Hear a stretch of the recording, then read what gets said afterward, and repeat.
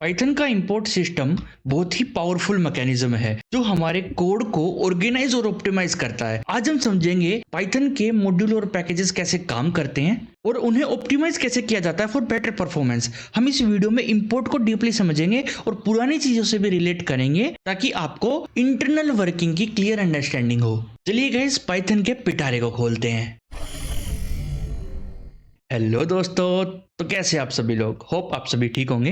तो पिछले वीडियो के अंदर हमने पाइथन के एग्जीक्यूशन मॉडल के बारे में समझा था कि कैसे पाइथन एग्जीक्यूशन मॉडल काम करता है, कैसे कंपाइल होता है बाइट कोड में, बाइट कोड से कैसे फिर पीवीएम पे जाता है, पीवीएम कैसे उसको लाइन बाय लाइन एग्जीक्यूट करता है। तो ये सभी हमने डीपली अंडरस्टैंड करा था। अब आज की इस वीडियो में पाइथन के इंपोर्ट्स कैसे काम करते हैं और कैसे उनको और भी ऑप्टिमाइज करा जाए उसके बारे में आज डिस्कस करने वाले हैं। तो मतलब कि पाइथन के पिटारे में से निकला है आज पाइथन इंपोर्ट्स। ओके, तो यहां पर कुछ सेक्शंस आपको नजर आ रहे होंगे, तो इन सेक्शनों को हम इस वीडियो के अंदर कवर करेंगे। मॉड्यूल इन पाइथन क्या होता है, पैकेज इन पाइथन क्या होता है, मॉड्यूल एंड पैकेज को इंपोर्ट कैसे करते हैं, पाइथन इंपोर्ट सिस्टम का ऑप्टिमाइजेशन, सर्कुलर इंपोर्ट क्या है और ये एक कॉमन एरर क्यों है। ठीक है, ये सभी हम अच्छे तरीके से डिस्कस करेंगे। तो सबसे पहले आता है हमारा first section, module in Python क्या होता है। तो मॉड्यूल को समझो। यहाँ पे मॉड्यूल एक पाइथन की फाइल होती है .py वाली। कोई भी पाइथन की फाइल एक मॉड्यूल है, सिंपल, जैसे कि utility.py, जिसमें आपके फंक्शंस होते हैं, क्लासेस होती है, वेरिएबल्स होती हैं, सभी होते हैं। सिंपल शब्दों में बोलूं तो मॉड्यूल एक रीयूजेबल कोड का पीस है जो आप दूसरी फाइल में इंपोर्ट कर सकते हो। जैसे ये यूटिलिटी फाइल है जो कि हमने बनाई थी जब हम पाइथन का इंपोर्ट सीख रहे थे। तो यहाँ पर अब मैं अगर इसको डायरेक्ट इंपोर्ट कर सकता हूँ, इंपोर्ट यूटिलिटी, मतलब जो भी फाइल का नाम है वो लिख दो, ये आपकी इंपोर्ट हो जाएगी। और इससे आप डायरेक्टली यूज कर सकते हो यूटिलिटी डॉट ऐड फंक्शन को यूज कर लो, स्क्वायर फंक्शन को यूज कर लो, किसी को भी यूज कर लो। प्रिंट करते हैं, नहीं रिटर्न कर रहे हैं ये तो है ना, तो ये डायरेक्टली यूज कर सकते हो, है ना। तो यहाँ पे अगर मैं प्रिंट करवाऊँ, प्रिंट एक काम करता हूँ, इंपोर्ट यूटिलिटी एज यूटी, ठीक है, थोड़ा शॉर्ट फॉर्म हो जाएगा यूटी। और यहाँ पे मैं करता हूँ प्रिंट यूटी डॉट स्क्वायर, और इसके अंदर जिसकी भी आपको स्क्वायर निकालनी है वो लिख दो, तो ये स्क्वायर होके हमारे पास आ जाएगी। ठीक है, तो देखो 2025 आ चुके हैं। ये from utility underscore name equal to utilities, ये भी आ चुका है क्योंकि ये हमने प्रिंट करवा रखा है। यहाँ पर ये देखो, ये करवा रखा प्रिंट। ठीक है, तो कॉमन है, ये तो आपको पता ही है। तो पिछले कंसेप्ट से लिंक करो तो जैसे एक फंक्शन होता है ना, उसको भी आप कहीं पर भी रीयूज कर सकते हो। ऐसे ही मॉड्यूल होते हैं, ठीक है, उनका भी कोड जो है कहीं पर भी रीयूज करा जा सकता है। तो ऐसे ही जैसे छोटे छोटे फंक्शन आप बनाते हो, उनको रीयूज करते हो, ऐसे ही क्या करते हो, एक फाइल बना लेते हो, उसके अंदर वे सारे छोटे छोटे फंक्शन आपने रख दिए, उनको आपने उठा के यूज कर लिया। अब बात करते हैं पैकेज की। तो पैकेज आपका अलग होता है। ठीक है, मॉड्यूल्स, बहुत सारे मॉड्यूल्स को मिला के एक पैकेज बनता है, और एक पैकेज के लिए आपको एक फोल्डर बनाना है। जैसे कि मैं यहाँ पे एक फोल्डर बना लेता हूँ माई पैकेज के नाम से, माई पैकेज के नाम से, PACKAGE। ठीक है, एक फोल्डर बना लो। इसके अंदर आपको एक फाइल बनानी पड़ेगी, यहाँ पर __init__.py, ये फाइल आपको बनानी पड़ेगी। ठीक है, बेशक खाली छोड़ दो आप इसको। ये फाइल आपने बना ली, उसके बाद जितने भी ये फाइल आप इसके अंदर बनाते जाओगे वे बनती जाएंगी। ठीक है, जितनी भी फाइल आप बनाते जाओगे उनको एज अ पैकेज इंपोर्ट कर सकते हो। जैसे कि मान लो एक मैं यहाँ पे बनाता हूँ mymath.py। ठीक है, मैंने एक my math बनाई और इसके अंदर मैं वो स्क्वायर वाला फंक्शन उठा के लेके आ जाता हूँ। जैसे कि ये हमारा स्क्वायर वाला फंक्शन है, ये उठा के मैं my math के अंदर यहाँ पे रख देता हूँ। ठीक है, इसको Ctrl+Z करते हैं, इसको नहीं छेड़ते। my math के अंदर मैंने ये रख दिया। अब एक मैं बनाता हूँ my greet के नाम से ना, नहीं, एक greet के नाम से बनाता हूँ, greet.py। ठीक है, अब greet.py के नाम से बना ली। इसके अंदर मैं greet वाला फंक्शन रख देता हूँ, एक फंक्शन बनाता हूँ def greet, और greet के अंदर यहाँ पे नेम लूंगा, और नेम के अंदर बाय डिफॉल्ट वैल्यू दे दूंगा गेस्ट, और इसके अंदर हम प्रिंट करवा देंगे प्रिंट एक एफ स्ट्रिंग में हेलो, और उसके बाद यहाँ पे हो जाएगा नेम, और उसके बाद एक्सक्लेमेशन मार्क देता हूँ। ठीक है, तो ये मैंने यहाँ पे एक पैकेज बना दिया। तो ये है पैकेज का स्ट्रक्चर। तो पैकेज समझ आया आपको थोड़ा सा? पैकेज एक फोल्डर होता है जिसमें मल्टीपल मॉड्यूल्स होते हैं। हर पैकेज के अंदर एक __init__.py फाइल होती है जो पाइथन को बताती है कि ये फोल्डर एक पैकेज है। सिंपल सी बात है, ये फोल्डर एक पैकेज है। तो इस फोल्डर के अंदर से अगर मेरे को कुछ भी इंपोर्ट करना है तो मैं ऐसे कर सकता हूँ। देखो, इसको मैं कमेंट करता हूँ यहाँ पे, from my package import greet. देखो मैंने क्या किया है, माई पैकेज के अंदर से ग्रीट को इंपोर्ट कर लिया, मतलब कि ग्रीट वाली फाइल इंपोर्ट हो चुकी है। अब मैं इसमें से greet.greet को यूज कर सकता हूँ। greet.greet मतलब कि ग्रीट नाम की फाइल है, इस ग्रीट नाम की फाइल के अंदर ग्रीट नाम का फंक्शन है, तो उसको एज अ ऑब्जेक्ट मैं यूज कर सकता हूं। ठीक है, मतलब कि ये जो फाइल इंपोर्ट हुई है ये एज अ ऑब्जेक्ट आएगी और इस ऑब्जेक्ट के अंदर ये मेथड्स होंगे और प्रॉपर्टीज होंगी, जितने भी इसके अंदर वेरिएबल, क्लासेस, फंक्शन, जितने भी चीजें होंगी ये सभी एज अ प्रॉपर्टीज मैं इसको यूज कर सकता हूं, जो कि आपको पता ही है इंपोर्ट कैसे काम करता है। और अगर मैं इसके अंदर दे दूं डेथ कोड, तो सिंपल सी बात है, ये मेरे को रिप्लाई करेगी हेलो डेथ कोड। देखा, करा इसने रिप्लाई। अगर मैं यहाँ पे इंपोर्ट करूँ फ्रॉम माई पैकेज इंपोर्ट, और यहाँ पे मेरे को माई मैथ चाहिए ना, माई मैथ मॉड्यूल मैंने ले लिया है। अब मैं अपने माई मैथ मॉड्यूल से स्क्वायर वाले फंक्शन को रन करवा सकता हूँ। 45 का स्क्वायर मेरे को चाहिए। अब इसको आप प्रिंट करवा लो, क्योंकि ये रिटर्न करता है, तो यहाँ पे इसको प्रिंट करवा के देख सकते हो। आप रन करो तो 2025 आ चुका है, 45 का स्क्वायर। समझे? जैसे कॉल स्टैक फंक्शन को ऑर्गेनाइज करता है ना, वैसे ये पैकेजेस मॉड्यूल को ऑर्गेनाइज करता है।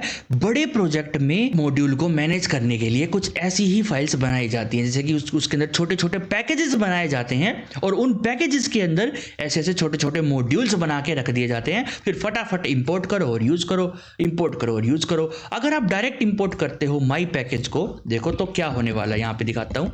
अगर आप करते हो इंपोर्ट माई पैकेज, तो आप डायरेक्ट माई पैकेज से भी यूज कर सकते हो। माई पैकेज डॉट, यहाँ पे आपको माई मैथ लिखना पड़ेगा, मैंने टैब दबाया ना, ऑटोमेटिकली ये इंपोर्ट कर दिया। आप ऐसे भी इंपोर्ट कर सकते हो। यहाँ पे अगर आप, एक सेकंड आपको दिखा देता हूं मैं, अगर आप डायरेक्ट माई पैकेज को इंपोर्ट करते हो, तो यहाँ पर जो मैं बनाता हूँ, मान लो मैं एक यहाँ पे फन बनाता हूँ, फन, और इसके अंदर मैं इनिट के अंदर बना रहा हूँ। ठीक है, इस फन के अंदर मैं प्रिंट करवाता हूँ दिस इज माई पैकेज। ठीक है, सेव करते हैं।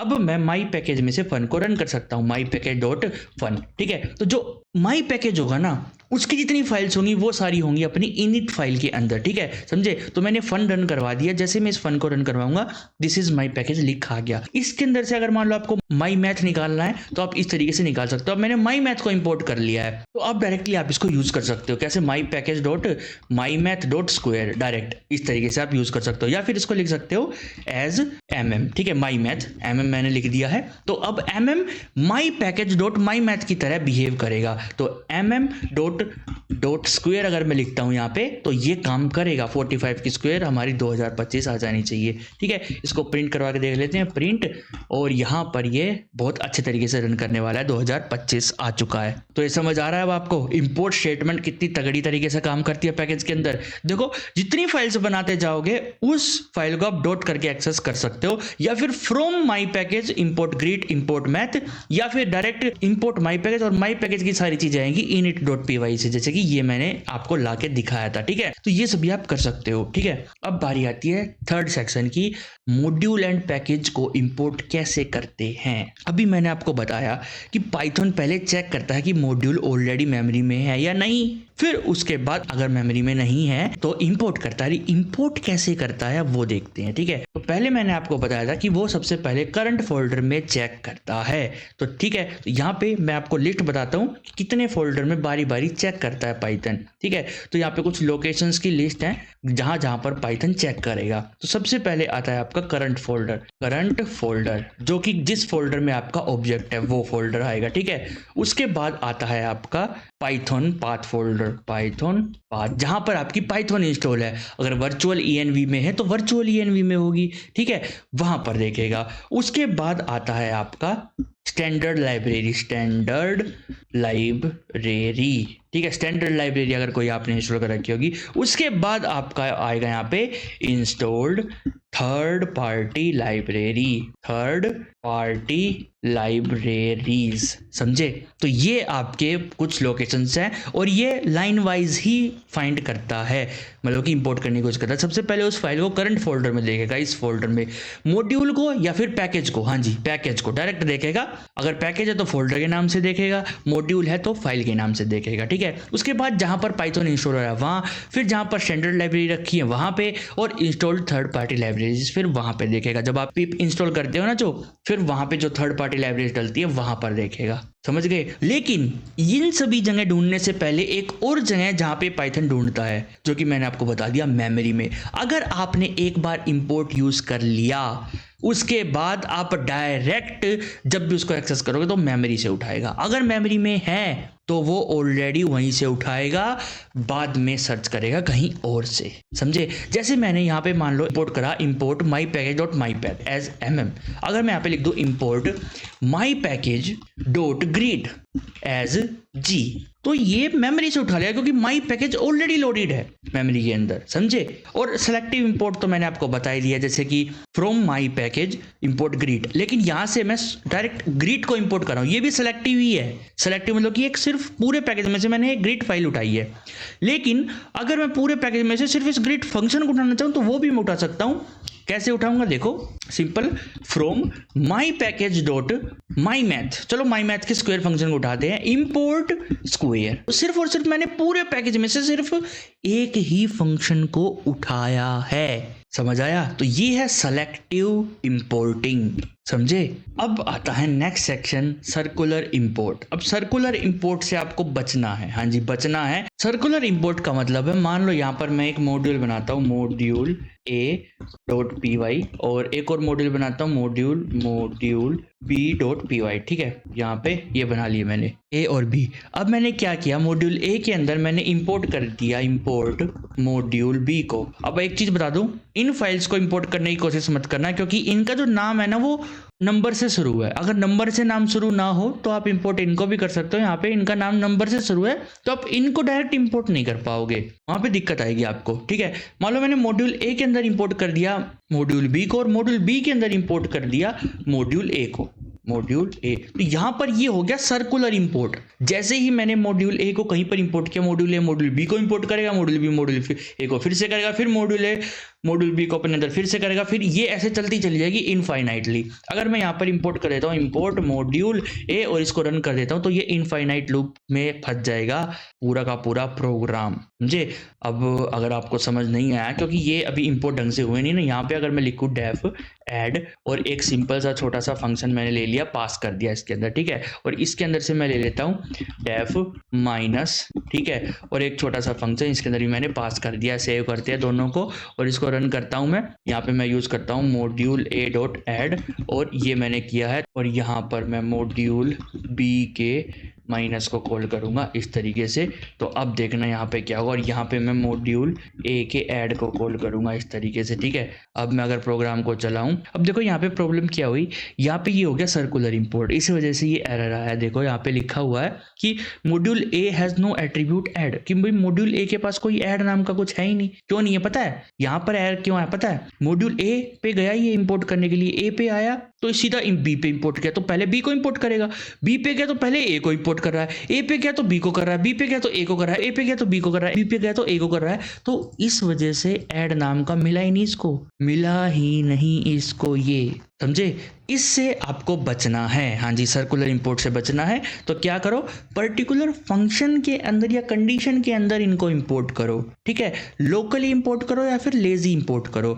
जैसे कि मान लो फंक्शन बी आपको यूज करना है, मान लो इसके अंदर है हमारे फंक्शन बी है हमारा इसके अंदर। ठीक है, तो इसको आप पर्टिकुलर तरीके से यूज करो। कैसे करोगे? आप क्या करो, मॉड्यूल बी को इंपोर्ट करो बट किसी फंक्शन के अंदर, किसी लोकल पाथ के अंदर, लोकल के अंदर, ताकि वो वहीं पर इंपोर्ट हो, वहीं पर खत्म हो जाए ना। ये हमारा फंक्शन ए है। ठीक है, अब फंक्शन ए के अंदर आपने मॉड्यूल बी को इंपोर्ट करा और मॉड्यूल बी के फंक्शन को आपने रन करवा दिया। ठीक है, तो इस तरीके से आप इंपोर्ट कर सकते हो पर्टिकुलर। ठीक है, ये ज्यादा बेटर अप्रोच रहता है, तो सर्कुलर इंपोर्ट से बचोगे। तो आज हमने पाइथन के इंपोर्ट सिस्टम को डीप डाइव किया है, जिसमें हमने मॉड्यूल्स को जाना, मॉड्यूल्स क्या चीज होते हैं, पैकेजेस को जाना, पैकेजेस क्या होते हैं, और ऑप्टिमाइजेशन टेक्निक्स भी देखी, कैसे शॉर्ट इंपोर्ट करना है आपको, मतलब कि सेलेक्टिव इंपोर्ट करना है। और हमने देखा कि पाइथन इंपोर्ट्स को कैसे हैंडल करता है, कहाँ कहाँ कौन कौन सी लोकेशन पर जाता है, और कैसे उसको पहले ही मेमोरी में कैसे करके रखे ताकि ऑप्टिमाइजेशन हो, और लेजी लोडिंग कैसे करनी है या फिर एक लोकल इंपोर्टिंग कैसे करनी है, वो भी हमने इसके अंदर देखी है। तो अगर आप चाहते हैं अपने कोड को और एफिशिएंट और स्केलेबल बनाना, तो इंपोर्ट्स और उनके ऑप्टिमाइजेशन समझना जरूरी है, और वो कहाँ पर इंपोर्ट हो सकते हैं, कैसे इंपोर्ट हो सकते हैं, कैसे पैकेज बनते हैं, ये सब कुछ समझना जरूरी है। अब आपको अगर कोई भी फोल्डर दिखेगा जिसके अंदर init.py होगी तो आप घबराओगे नहीं, आपको पता होगा कि ये क्या चीज है, क्यों यूज कर रहे हैं इसको, इसका मतलब कि एक पैकेज है। इस पैकेज के अंदर से हम greet.py, mat.py, किसी भी .py को उठा सकते हैं। इसलिए हम बनाते हैं init.py को। तो यहाँ पर इंपोर्टिंग इतनी ज़्यादा मस्त है ना कि आप अगर आपने JS Node.js के अंदर काम किया है तो उसके अंदर हम index.js बनाते हैं और उसके अंदर बाकी चीज़ों को इंपोर्ट करके index.js के अंदर रखेंगे और index.js से फिर डायरेक्ट चीज़ों को इंपोर्ट करते रहेंगे। तो फिर उसमें ना एक्सपोर्ट करना पड़ेगा, फिर इंपोर्ट करना पड़ेगा, फिर एक्सपोर्ट करना पड़ेगा, फिर यहाँ से फिर इंपोर्ट करना पड़ेगा। तो बहुत झंझट है। पाइथन इसको इतना स्ट्रोंगली मैनेज करती है ना कि आपको मज़ा ही आ जाएगा। आप बोलोगे यार मज़ा आ गया। तो यहाँ पर ये जो वीडियो थी हमारी, ये लास्ट वीडियो थी हमारी पार्ट 3 की। अब हम शुरू करने वाले हैं part 4 Python OOP deep dive. अब ये OOP क्या है? Object oriented programming. हाँ जी, अब से नेक्स्ट वीडियो से हमारी ऑब्जेक्ट ओरिएंटेड प्रोग्रामिंग शुरू होने वाली है। क्लासेस को देखेंगे, ऑब्जेक्ट को देखेंगे, अंडरस्कोर इनिट अंडरस्कोर को देखेंगे, सेल्फ क्या था, न्यू क्या है, inheritance, polymorphism, MRO, composition, inheritance, operator overloading, render method, Meta classes, class method, setting method, property, slots, सब कुछ हम देखने वाले हैं इस पार्ट 4 के अंदर। तो कंप्लीट OOP आपको आ जाएगी कि कैसे क्लासेस बनती हैं, कैसे क्लासेस काम करती हैं, डीप डाइव तक आपको पता चल जाएगा। और फिर एडवांस में भी हम जाएंगे जहां पर हम iterable, iterators, generators, yield, closure, decorator, function tool, context manager, render method, abstract classes और बहुत कुछ है अभी तो बाकी इस कोर्स के अंदर। तो बने रहो, वीडियो को लाइक करो, स्मैश दैट लाइक बटन और शेयर करो इस वीडियो को सभी दोस्तों के पास जिसको इंपोर्टिंग में प्रॉब्लम है, जिसको मॉड्यूल बनाने में दिक्कत है, जिसको पैकेज बनाने में दिक्कत है, उनके पास भेजो इस वीडियो को ताकि इजीली अंडरस्टैंड कर पाएं कि चलता क्या है इंपोर्टिंग के दौरान। इससे वीडियो के बाद से आपके इंपोर्टिंग के एरर काफ़ी हद तक कम हो जाएंगे। आपको समझ आ जाएगा कि इंपोर्ट हो रहा है तो कैसे हो रहा है, कैसे वो काम कर रहा है। तो गाइस इस वीडियो का कमेंट टारगेट है 25 और वीडियो का कमेंट टारगेट जल्दी से पूरा कर दो और कमेंट जरूर करो। कुछ भी कमेंट करना हो आपको कमेंट करो, अच्छी लगी नहीं लगी, क्या चीज़ अच्छी लगी, क्या चीज़ नहीं सीखी, क्या चीज़ इंपोर्टिंग में आपकी फेवरेट थी, वो सब कुछ कमेंट करके मेरे को बताओ। और बाकी आप इसकी इजी वाली डिटेल वेबसाइट पर जाकर पढ़ सकते हो। अपना जो कोर्स है पूरा का पूरा वेबसाइट पर भी है। इसके अंदर आप वेबसाइट पर जाओगे तो यहाँ पर आपको कंप्लीट कोर्स दिख जाएगा। स्टार्ट वॉचिंग पे क्लिक करोगे तो यहाँ पर आपकी सारी वीडियोज आ जाएंगी और नीचे आप इंग्लिश में बहुत ईजी तरीके से शॉर्ट्स नोट्स देख सकते हो पर्टिकुलर हर वीडियो के हर टॉपिक के। हाँ जी, हर वीडियो के हर टॉपिक के शॉर्ट्स नोट्स देख सकते हो, वो भी इंग्लिश में, ताकि आपको ईजिली समझ आए अगर कोई भी टॉपिक आपको दोबारा से रिवाइज करना है, देखना है, पढ़ना है तो।